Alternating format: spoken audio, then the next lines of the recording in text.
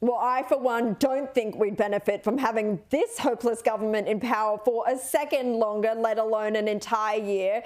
But, Louise, what's your prediction re the election day? Do you think one has actually been set in Albo's mind at least? In Albo's mind, probably yes. But my prediction would be May 10, because it's the last week of before May 17, when they have to go to election. It allows them to get a federal budget through, which means they can pack it full of sweeteners to try and woo the electorate. I don't know how that's going to go. You know, cost of living measures, extra security, border security, all the things that wind people up. Can they afford to do that, though? I've seen speculation that they don't want to wait until the budget is handed down because it would be too ugly for voters. Yes, well, possibly, but I still feel May 10 may be the date. But I think they'll string it out for the opposition to make them campaign really, really hard before showing their hand as well. But Kel, do you think that he could go earlier than that, or are you with Louise? Yes. My guide on this is Peter Credlin, because I think Peter is really smart, and Peter has been saying for a long time now, in fact, he won't risk a budget, Louise. That's what Peter's been suggesting, because whatever he does with the budget, no matter how sweet he tries to make it,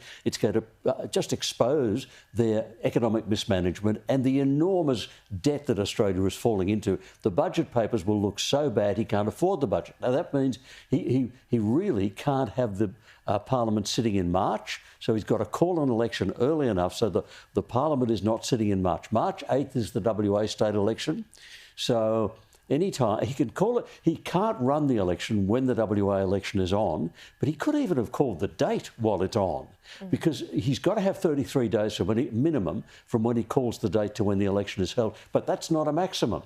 He could call it for a longer period of time just to make sure Parliament never sits and his budget. See, I don't agree, Louise. I just don't think he can produce a budget sweet enough.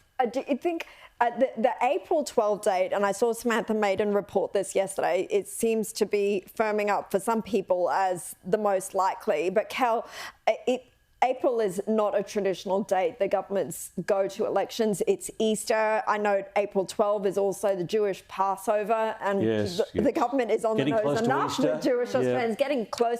People are on school holidays. They're away from home. Do you think April could be likely? Look, the problem is this is a desperate Prime Minister. He is seeing private polling we're not seeing.